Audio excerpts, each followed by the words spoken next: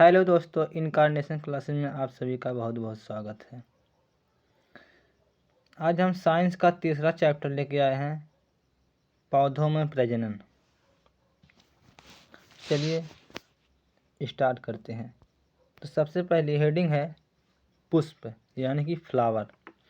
पुष्प क्या होता है इसको पहले हम लोग जानेंगे। यह पौधों का सर्वाधिक आकर्षक एवं सुगंधित भाग है। यह रंगीन होता है। इसी में पौधे का प्रजनन अंग होता है। पुष्प वास्तव में पत्तियों का ही रूपांतरण है। पुष्प के भाग निम्नलिखित हैं। अब पुष्प के भाग जो हैं कितने हैं? 4 हैं। पहला भाग है बाह्य दलपुंज, दूसरा है दलपुंज, और तीसरा है पुमंग, और चौथा है जायांग। अब यहाँ पे देखिए, यहाँ पे जो हम पुष्प का चित्र बना दिए हैं, इसमें सारा जो है दर्शाया गया है। जैसे यहाँ पे जो है ये वाला भाग क्या होता है? परागकोश। और जो परागकोश से जो तंतु जो लगा हुआ है इसे क्या कहते हैं? पुतंतु। और जो ये जो गोल नुमा जो संरचना बनी है इसको हम ऐसे ऐसे करके कलर किए हैं, लेकिन ब्लैक एंड वाइट में इसलिए नज़र नहीं आ रहा है। तो इसे क्या कहते हैं? दल कहते हैं। और परागकोश और पुतंत को मिला के क्या कहते हैं? इसे क्या कहते हैं? पुंकेसर कहते हैं। और जो सबसे बाहरी वाला भाग होता है जो हरे रंग का होता है वह कहलाता है बाह्य दल। इसके बाद इसके अंदर एक बीच में ये जो होता है इसे कहते हैं अंड कोशिका। यह किस में पाया जाता है? जायांग में। ठीक है। और यह जो जायांग जो होता है इसमें भी 3 भाग पाए जाते हैं। जैसे पहला आप देख रहे हैं, एक वर्तिकाग्र पाया जाता है, दूसरा वर्तिका पाया जाता है, तीसरा अंडाशय पाया जाता है। और इस भाग को टोटल स्त्री केसर कहते हैं। चलिए हम लोग एक एक भाग को देख लेते हैं। अगला है बाह्य दलपुंज। बाह्य दलपुंज को देखते हैं।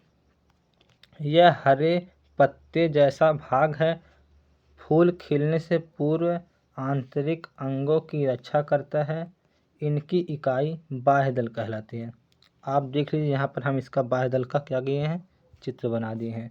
यहाँ पे जो हरे रंग की जो पत्ती होती है इसी को हम लोग बाह्य दल कहते हैं। चलिए अब अगला देखते हैं दलपुंज। दलपुंज क्या है? परागकण के लिए कीटों को आकर्षित करता है। यह सुगंधित होता है। पुंकेसर और अंडक की रक्षा करता है। दलपुंज कहलाता है। तो आप देख लीजिए, यहाँ पे हम क्या किए हैं? दलपुंज का एक चित्र बना दिए हैं। यहाँ पर ये जो पुष्प वाला जो भाग होता है, जैसे जो पंखुड़ी जो नहीं निकली होती है उसी को ही हम लोग दलपुंज कहते हैं। चलिए अब अगला चलते हैं। अगला भाग है पुमंग। पुमंग के अंदर 2 या 2 से अधिक धागे के आकार का भाग होता है जिन्हें पुंकेसर कहते हैं। पुमंग की इकाई पुंकेसर कहलाती है। यह पुष्प का नर जननांग कहलाता है। पुंकेसर का ऊपरी भाग परागकोश कहलाता है। यह परागकण उत्पन्न करता है।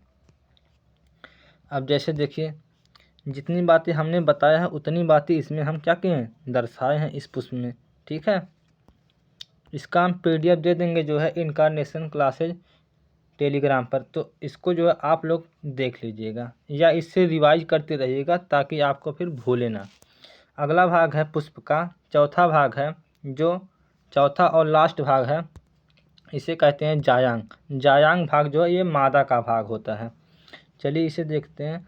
यह पुष्प का मादा जननांग है। इसकी इकाई को अंडक कहते हैं। अंडक के 3 भाग होते हैं। कितने भाग होते हैं? 3 भाग। पहला होता है वर्तिकाग्र, दूसरा होता है वर्तिका, तीसरा होता है अंडाशय। ये सब क्या होते हैं? स्त्री केसर कहलाते हैं। ये जितने तीनों भाग हैं जायांग के इसे स्त्री केसर भी कहते हैं। चलिए इसके बाद एक आता है एक लिंगी पुष्प, एक आता है द्विलिंगी पुष्प। ये अक्सर पूछ लेता है तो हम इसको जो है स्टार में करके लिख दिए हैं। एक लिंगी पुष्प कौन सा होता है और द्विलिंगी पुष्प कौन सा होता है?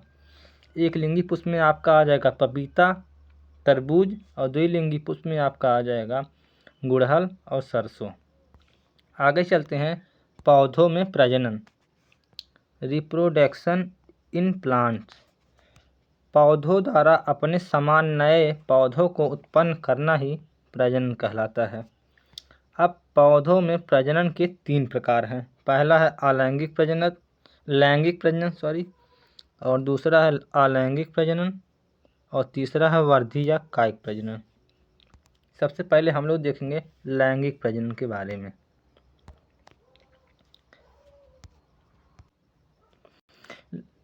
लैंगिक प्रजनन, जनक पौधे द्वारा अपनी लैंगिक कोशिकाओं का प्रयोग कर नए पौधों को जन्म देने की क्रिया लैंगिक प्रजनन कहलाता है। ऐसे पौधे को आवृतबीजी कहते हैं। पुष्प के लैंगिक प्रजनन के चरण, कितने चरण में कैसे होता है लैंगिक जनन, इसको हम लोग देखते हैं। पुष्प का नर भाग पुंकेसर कहलाता है, जो हमने पहले ही बताया है आपको फूल में। यह नर युग्मक बनने में मदद करता है, जो परागकण में पाए जाते हैं, जो परागकोश यहाँ पे होना चाहिए, परागकोश में पाए जाते हैं। पुष्प का मादा भाग अंडक कहलाता है। यह मादा युग्मक बनाने में मदद करता है, जो बीजाणु में पाए जाते हैं। नर युग्मक मादा युग्मक से निषेचित करता है। निषेचित अंड कोशिकाएं बीजांड में विकसित हो जाते हैं और विकसित होकर बीज बनाते हैं। अंकुरित होने पर ये बीज नया पौधा बनता है। चलिए इसके बाद हम लोग देख लेते हैं परागकण। अब परागकण क्या होता है, जो नर का भाग होता है। किसी पुष्प के परागकणों का उसी पुष्प के वर्तिकाग्र पर या उसी जाति के दूसरे पुष्प के वर्तिकाग्र पर पहुँचने की क्रिया क्या कहलाती है, परागण। परागण के लिए माध्यम की आवश्यकता होती है। अब इसमें दिया है परागण कितने प्रकार से होते हैं। एक होते हैं स्वपरागण और दूसरे होते हैं परपरागण। परपरागण में 2 प्रकार के होते हैं, एक होते हैं प्राकृतिक, एक होते हैं अप्राकृतिक। तो सबसे पहले हम लोग स्वपरागण को देखेंगे। स्वपरागण में जब पुष्प के परागकोश से परागकण निकलकर उसी पुष्प के वर्तिकाग्र पर पहुँचते हैं, यह क्रिया स्वपरागण कहलाती है। इनके कुछ लाभ भी हैं। स्वपरागण के लिए किसी माध्यम की आवश्यकता नहीं होती है। जाहिर सी बात है, जब स्वपरागण है तो किसी माध्यम की जरूरत नहीं पड़ेगी। अगला पॉइंट है, इसके द्वारा पैतृक गुणों को बनाए रखा जाता है। अब इसके कुछ हानि भी हैं। स्वपरागण से बने बीज से उत्पन्न पौधे दुर्बल होते हैं। और दूसरा पॉइंट है, पौधों में नए लक्षणों का विकास नहीं हो पाता है। अब दूसरा हेडिंग है परपरागण। जब किसी पुष्प के परागण उसी जाति के किसी दूसरे पुष्प के वर्तिकाग्र पर पहुँचते हैं तो इसे परपरागण कहते हैं। इसमें माध्यम की आवश्यकता होती है। यह 2 प्रकार का होता है। पहला होता है प्राकृतिक परागण, दूसरा होता है अप्राकृतिक परागण। प्राकृतिक परागण में जैसे परागण होगा हवा के माध्यम से, पानी के माध्यम से, कीट के माध्यम से, जंतु के माध्यम से, और अप्राकृतिक में आपका आ जाएगा मनुष्य द्वारा। अब इसके कुछ लाभ और कुछ हानियां भी हैं, तो इसके चलिए पहले हम लाभ के पॉइंट को देख लेते हैं। पहला पॉइंट है, इसमें बीजों की अधिक उन्नत प्रजातियां उत्पन्न होती हैं। दूसरा पॉइंट है, पौधों में नए लक्षणों का समावेश होता है। इसके फलस्वरूप बने बीज संख्या में अधिक तथा स्वास्थ्य होते हैं। अगला पॉइंट है, कृत्रिम परागण से रोग प्रतिरोधक क्षमता से युक्त होते हैं। अब इसकी कुछ हानियां भी हैं। पर परागण के लिए पुष्प को बाह्य साधनों पर निर्भर रहना पड़ता है। और दूसरा पॉइंट है, पौधे को अधिक मात्रा में परागण उत्पन्न करने पड़ते हैं। अब अगला इम्पोर्टेंट है निषेचन, जिसे हम लोग इंग्लिश में फर्टिलाइजेशन भी कहते हैं। परागण के बाद का चरण निषेचन की प्रक्रिया में परागण में उपस्थित नर युग्मक बीजाणु में उपस्थित मादा युग्मक से मिलते हैं। जब परागण वर्तिकाग्र पर गिरते हैं तो फट जाते हैं और विकसित होकर अंडाशय की ओर बढ़ते हुए बीजांड में प्रवेश करते हैं। यहाँ पर नर युग्मक और मादा युग्मक मिलकर निषेचित अंडा बनाएगा, जिसे जाइगोट बनता है। ठीक है, अब यहाँ पे देखिए एक जो है इसका जो है निषेचित अंडा का जो है चित्र बनाए हैं। जैसे बीजांड यहाँ पे दर्शाया गया, फिर युग्मनज दर्शाया गया, फिर इधर परागकण दर्शाया गया है, वर्तिका दर्शाया गया, फिर इधर अंडाशय दर्शाया गया है। तो इस पर क्या होता है, परागकण आके यहाँ पे चिपकता है, जो सबसे ऊपरी भाग है। यहाँ पे जो परागकण जो है आकर चिपकता है वर्तिका में। इसके बाद धीरे धीरे यहाँ से नीचे आता है। नीचे आते आते इसके बाद यहाँ पे बीजांड मिलते हैं और इसके बाद परागकण अंडाशय और परागकण मिलकर बीजांड बनाते हैं। इसके बाद बीजांड बनाने के बाद युग्मनज का निर्माण होता है। इसके बाद धीरे धीरे भ्रूण बनता है। चलिए, इसके बाद आ जाता है बीज। बीज पौधे का अत्यंत छोटा जीव है। इसमें वयस्क पौधे के संपूर्ण अंग लघु रूप में पाए जाते हैं। बीज का निर्माण गर्भाशय में होता है। बीज को सुषुप्त पौधा भी कहा जाता है। अब बीज के भी दो प्रकार हैं। पहला है एक बीजपत्री, दूसरा है द्विबीजपत्री। अब एक बीजपत्री क्या है, द्विबीजपत्री क्या है? जिसमें केवल एक बीज पाया जाता है, एक बीजपत्री कहलाता है। जैसे मक्का, बाजरा, गेहूँ, चावल आदि। जैसे जब अभी आप मक्का या बाजरा या गेहूँ या चावल को लेंगे तो आप उसको जब फोड़ेंगे तो दो फाल में नहीं फूटेगा, वो कहीं ना कहीं तिरछे या कोई कम या कोई ज़्यादा में फूटेगा, अगर फूटता है तब। और द्विबीजपत्री में क्या होता है, समान आकार के दो बीज पत्र पाए जाते हैं, जैसे चना, मटर, सेम, मूंगफली। अब जैसे मटर क्या हुआ, अगर आप उसको जो है फोड़ेंगे तो वो दो भाग में पहले बट जाएगा, वो जल्दी जो है तिरछे नहीं फटेगा, बिल्कुल उसकी एक साइड शेप पहले से बनी होती है जो दो भागों में बट जाता है, इसीलिए इसे द्विबीजपत्री कहा जाता है। चाहे चना हुआ वो भी दो भागों में बट जाता है, मूंगफली है वो भी दो भागों में बट जाता है। यहाँ पे देखिए इसका हम चित्र भी बना दिए हैं। इसके बाद अगला है बीज का अंकुर या बीज का अंकुरण। ये भी इम्पॉर्टेंट है।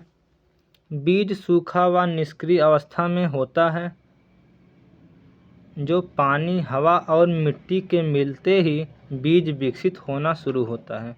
बीज के निष्क्रिय अवस्था से सक्रिय अवस्था में होने के लिए और एक पौधे का निर्माण करने की क्रिया अंकुरण कहलाती है। कैसे होता है,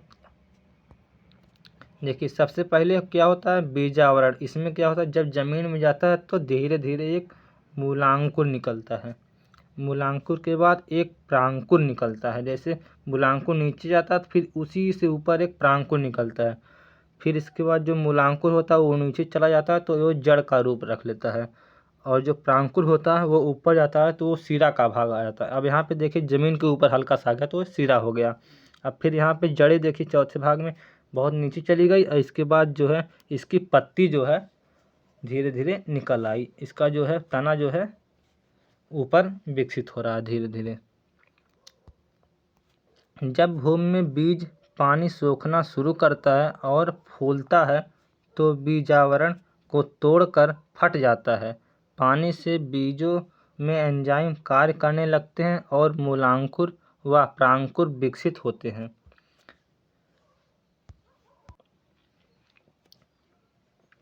बीज अंकुरण के लिए आवश्यक कारक। अब जैसे बीज जो है अंकुरण के लिए उसे जो है उचित तापमान और उचित नमी की ज़रूरत होती है। तो इसके प्रमुख दो कारक हैं। पहला आपका हो जाएगा नमी, दूसरा हो जाएगा तापमान। तो चलिए नमी को देख लेते हैं।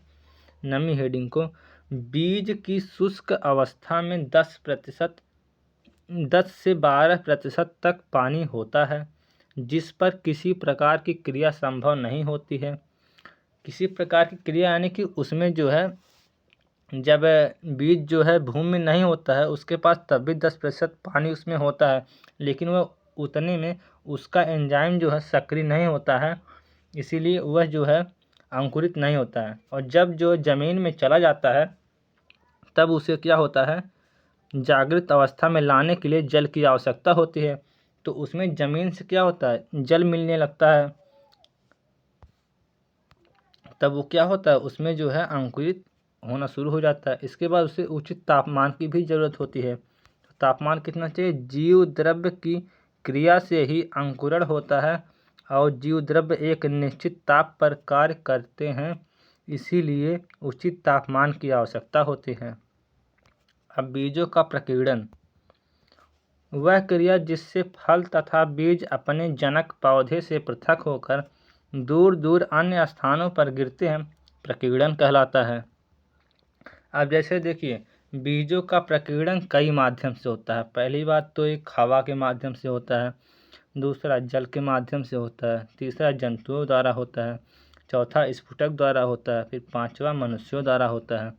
अब जैसे हवा द्वारा मान लीजिए उड़ के गया किसी दूसरे पौधे पर, उस पर जो है वर्तिकाग्र में गिर गया परागकण, तो वहाँ से भी जो है नया पौधा वहाँ से भी उत्पन्न होगा। ऐसे ही जल द्वारा बहकर मान लीजिए चला गया, फिर जंतुओं द्वारा मान लीजिए, इसी तरह ऐसे ही होता है। तो आप लोग एक एक लाइन इसके अंतर्गत पेपर में अगर लिख सकते हैं, अगर लघुत्तरी में आए तो। वैसे आप जो है केवल पॉइंट वाइज लिख देंगे तब भी आपको नंबर मिल जाए, क्योंकि ज़्यादा से ज़्यादा 50 जो है शब्द में लिखना रहता है, तो उतना 4-5 लाइन में आपका लगभग हो जाता है। अगला है अलैंगिक प्रजनन। जनन की ऐसी प्रक्रिया जिसमें नया पौधा एकल जनक से बनता है, इसमें युग्मक व जनन कोशिकाओं की कोई भूमिका नहीं होती है, अलैंगिक प्रजनन कहलाता है। अब इसमें देखिए किसी भी प्रकार की जो है किसी अन्य की भूमिका नहीं होती है, उसमें क्या होती है, उसमें लेकिन भूमिका होती है लैंगिक प्रजनन में। अलैंगिक प्रजनन की विधियाँ ये जो है पूछा गया था, तो ये बहुत ही महत्वपूर्ण है। तो इनकी जो है कई विधियाँ, 3-4 विधियाँ हैं। तो पहली विधि क्या है, विखंडन विधि। जब जीव पूर्ण विकसित होता है तो यह 2 भागों में बट जाता है। पहला केंद्रक का विभाजन होता है, फिर कोशिका द्रव्य का यही क्रिया विखंडन कहलाती है। अब जैसे कोई एक कोश की जीव है तो उसमें क्या होगा, तो उसका जो विकास होता है वो पहले उसका सेल जो होता है वो 2 भागों में डिवाइड होगा। यहाँ पे देखिए हम दर्शाए भी हैं, पहले सेल डिवाइड होगा, फिर दोनों जो है सेल वो क्या हो जाएगा, आपस में बंद हो जाएगा। जब वो बंद होकर जब पूरा अलग हो जाएगा तो उसमें भी केंद्रक वगैरह सब जो है विकसित हो जाते हैं, इसी से जीव का निर्माण होता है। अगला है मुकुलन विधि यानी बडिंग। शरीर पर एक बल्ब की तरह संरचना बनती है जिसे मुकुलन कहते हैं। केंद्रक 2 भागों में बटकर मुकुलन में आ जाता है। मुकुलन वृद्धि करके पैतृक जीव से अलग हो जाते हैं, जैसे ईस्ट हुआ, हाइड्रा हुआ, यानी कि एक कोश की जीव जो होते हैं उसमें मुकुलन पाया जाता है। ये भी बहुत इंपॉर्टेंट है। यहाँ पे देखिए हम चित्र बनाए, ऐसे अगर आप लोग चित्र बना के जो है पेपर में ऐसे ही लिख देंगे तो आपको पूरा नंबर मिलेगा। चलिए अगला चलते हैं खंडन विधि, फ्रेगमेंटेशन। पादप कई छोटे छोटे टुकड़ों में टूट जाता है और प्रत्येक खंड नए तंतु में विकसित होते हैं, यही क्रिया खंडन कहलाती है। जैसे स्पाइरोगाइरा, यह क्या है, एक बहुकोशिकीय जीव है। इसमें एक से देखिए 3 बना, फिर 3 से ये हुआ, फिर विकसित होकर बड़ा बड़ा होगा, फिर उससे फिर विकसित होकर बड़ा बड़ा होगा। तो कहने का मतलब क्या होता है, जो तंतु होते हैं वही टूट जाते हैं, फिर टूटकर फिर वही नए जो है बड़े आकार में बनते हैं। इसके बाद अगला है, लास्ट है, चौथा है बीजाणुओं द्वारा या बीजाणु निर्माण। इस प्रक्रिया में जनक पौधा अपने बीजाणु पेटी में सैकड़ों प्रजनन इकाइयाँ पैदा करता है जिन्हें बीजाणु कहते हैं। जब यह बीजाणु पेटी फटती है तो यह बीजाणु हवा, जमीन, मिट्टी में बिखर जाते हैं और ये नए पौधे का निर्माण करते हैं, जैसे राइजोपस, म्यूकर, कवक। अब यहाँ पे देखिए ये पौधा है। अब यहाँ पे देखिए ये जो है, यहाँ पे देखिए ये क्या हुआ है, ये नीचे जो है गिर रहा है। नीचे गिरने के बाद फिर यहाँ पे देखिए जब ये गिरा तो फिर ये नया पौधा उत्पन्न हुआ। यहाँ पे देखिए नया पौधा उत्पन्न हुआ। चलिए अब अगला चलते हैं। अगला है कायिक प्रजनन। कायिक प्रजनन क्या है, ये भी बहुत इम्पोर्टेंट है। कायिक प्रजनन में जनक पौधे के हिस्से, जड़, तना और पत्ती का प्रयोग कर नए पौधे उगाए जाते हैं। इस विधि में पौधे के कायिक भाग पुष्प को छोड़कर से नए पौधे विकसित होता है। यानी कहने का मतलब पुष्प को छोड़कर पूरे जो है तने से, पत्ती से नए नए पौधे का निर्माण होता है। जैसे पहला है जड़ द्वारा, दूसरा है तनों द्वारा, तीसरा है पत्ती द्वारा। तो जड़ द्वारा में कौन कौन से पौधे उत्पन्न होते हैं, जैसे सतावर, शकरकंद, मूली, गाजर। अगला है तनों द्वारा। तनों द्वारा कौन कौन से पौधे का निर्माण होता है, जैसे अदरक, हल्दी, आलू, प्याज आदि। और अगर हम पत्ती द्वारा देखें तो पत्ती द्वारा में आ जाएगा बिग्नोइया, ब्रायोफाइलम, या इसी को हम लोग अजूबा भी कहते हैं। अगला है कृत्रिम प्रजनन। कृत्रिम प्रजनन 3 प्रकार से होता है। एक होता है कलम लगाना, एक होता है लेयरिंग करना, तीसरा होता है ग्राफ्टिंग करना। अब जैसे देखिए कलम लगाना का मतलब हम लोग उसका डंठल जो है लगाते हैं ना, काट कर गुलाब का, तो वो लगा देते हैं, तो वहाँ से भी वो भी पौधा जो है तैयार हो जाता है, तो वो है। और लेयरिंग द्वारा भी होता है, जैसे चमेली का, स्ट्रॉबेरी का भी। और ग्राफ्टिंग भी हम लोग करते हैं नई नई प्रजातियाँ पैदा करने के लिए। जैसे लाल कलर का गुलाब है तो हम लोग उसमें सफ़ेद कलर का ला कर जोड़ देंगे, तो दोनों से क्या होती है, संकर प्रजाति एक बनती है, तो नई प्रजातियाँ तैयार हो जाती है। तो इसे ग्राफ्टिंग करना भी कहते हैं। अब यहाँ पे ये वाला चैप्टर ख़त्म होता है। इसके बाद फिजिक्स का मेजरमेंट यानी मापन हम लोग चैप्टर लेके आएंगे। अगर आपको ये वीडियो पसंद आया हो और अच्छा लगा हो तो आप इन चैनल को शेयर करिए और लाइक करिए और सब्सक्राइब करिए। इस PDF को प्राप्त करने के लिए आप बिना स्पेस के स्मॉल लेटर में इनकार्नेशन क्लासेज जो है टेलीग्राम चैनल पर जो है सर्च करेंगे तो हमारा जो है ग्रीन कलर का यही जो लोगो यूट्यूब चैनल पर लगा है वही आपको लगा वहाँ पर भी मिल जाएगा। उससे आप जुड़ जाएंगे तो वहाँ पे यह PDF आपको मिल जाएगी। Thank you, bye bye, take care.